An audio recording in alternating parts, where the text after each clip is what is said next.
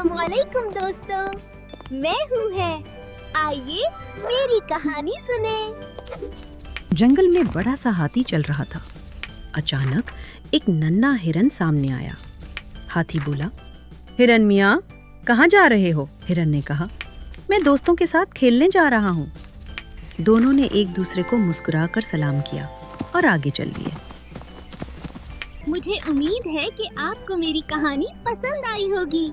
अलविदा दोस्तों, अगली बार मिलते हैं। अस्सलामुअलैकुम दोस्तों, मैं हमजा हूँ। आइए मेरी कहानी सुने। आयशा ने अम्मी से कहा, मुझे चॉकलेट्स आइसक्रीम चाहिए। अम्मी ने उसे आइसक्रीम दी। आयशा खुशी से बोली, ये तो बहुत ठंडी और मजेदार है। मुझे उम्मीद है कि आपको मेरी कहानी पसंद आई होगी। अलविदा दोस्तों, अगली बार मिलते हैं।